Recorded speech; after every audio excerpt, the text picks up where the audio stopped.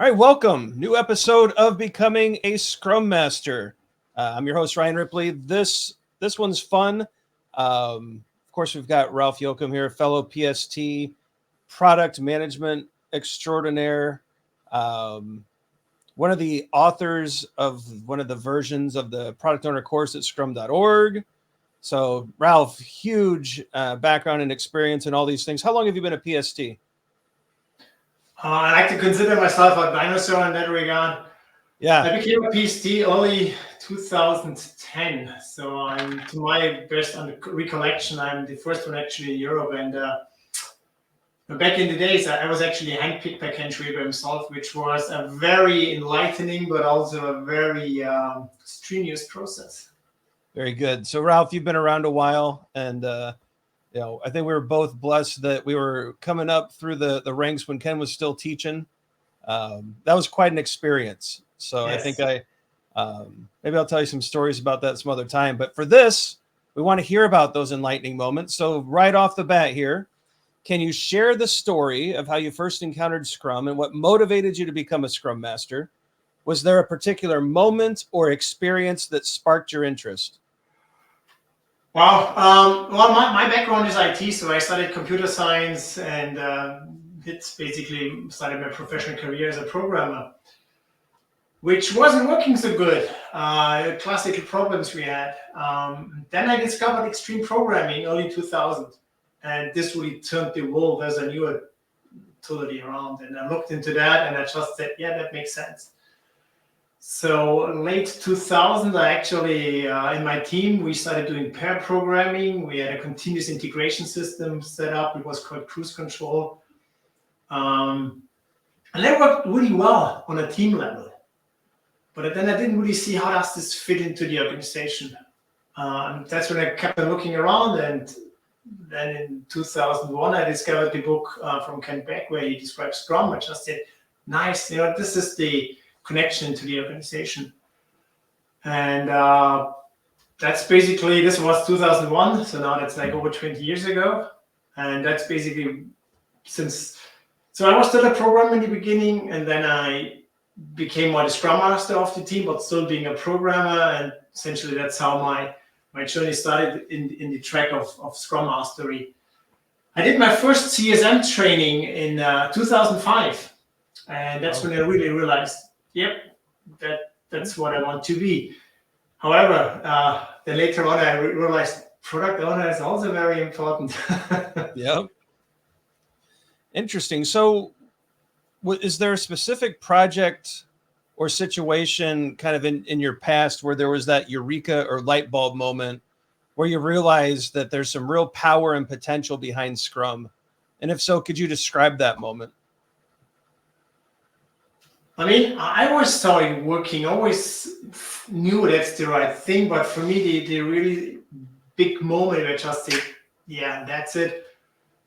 It was a project where I was with a team in California, and we had another team, two teams actually, we were three teams all together in India, Pune. And there was this one discovery suddenly when our product owner, she came into the room, she was pale and just said, hey guys, I gotta tell you something and you will kill me afterwards. She says, no, don't worry, just explain it and we will be fine. And then she told us that it was about a pharmaceutical application that something changes with the plate layout and something like that. So essentially what she told us means that everything we have set up from an architectural point of view, from data storage and management, goes bye-bye. And so we just said, okay, we really got to kill you here. And so at this moment, we stopped our sprint. We assessed the situation, what we thought it will be taking. So we came up with probably 4 or 5 weeks. Then we set up a late session for us, late for them early with the India team, and just say, hey guys, stop everything you're doing, drop your pencil, look into what the changes would be for you in that regard. And they came back the next day, about 3 or 4 weeks, similar, a little bit less.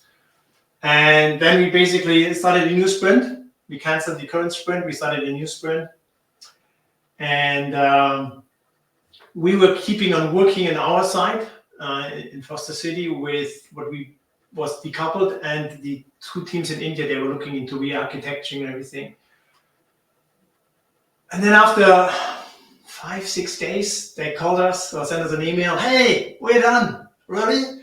So essentially, because we had everything set up in a good infrastructure way, having those vertical slices of working product, which is a really powerful enabling constraint.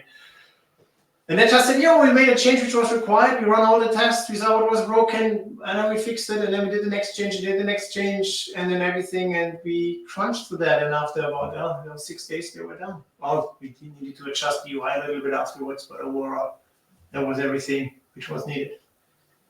Very nice. So we're going to shift gears. That's some great experience you're sharing there, Ralph. Just curious about your perception and execution and your thoughts on the Scrum Master role.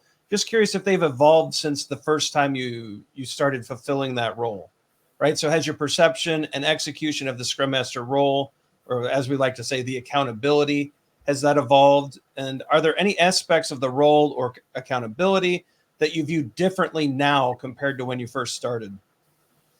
Actually, I think I've got a circle. When I was first time Scrum Master, I was really collegial and everything, like trying to be a good person, but I was also demanding, and I told people when they were wrong.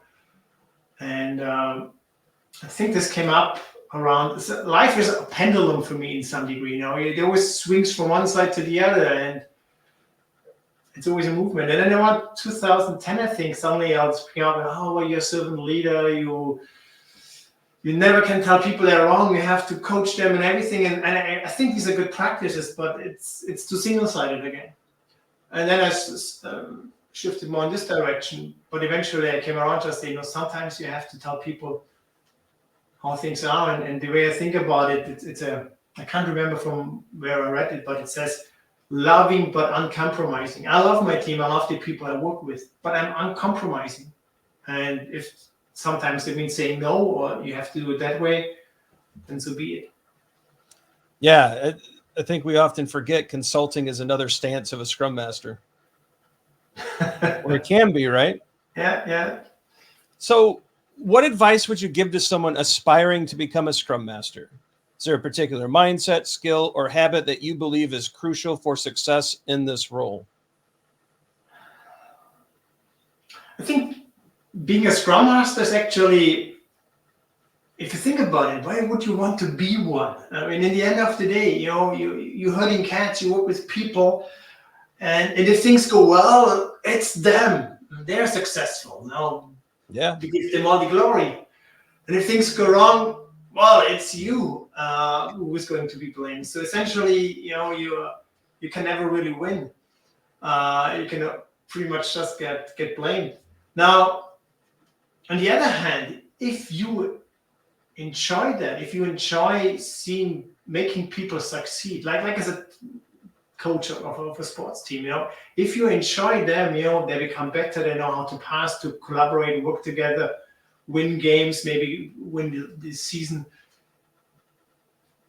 If this is what you like, also considering that if they start to lose, you might be thrown out. By all means, I think you will be a really good Scrum Master. Yeah, I think that's probably one of the hardest things to come to terms with, is that not a lot of it is about you. And just like a sports coach, you might be tossed out after a while. Yeah. Last question here, Ralph.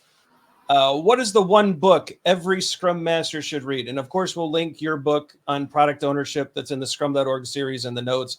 So I'll say that one for you, right? So great book on product ownership that he wrote with Don McGrill.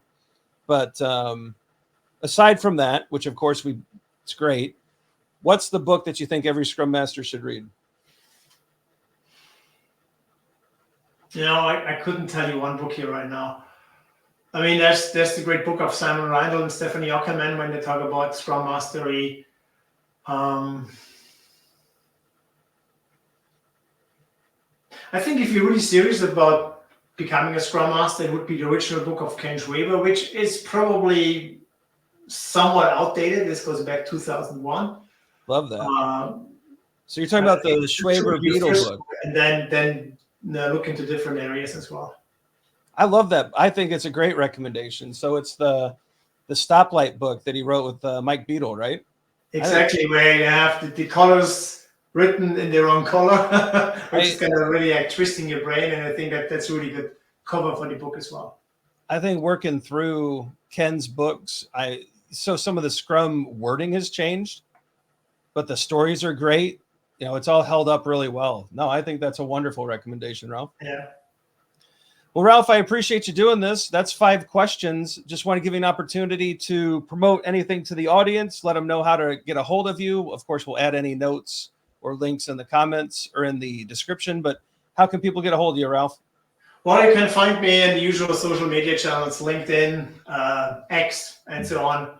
So just type in my name. You will find me there. Cool. Looking forward to hearing from you and have a chat. Awesome.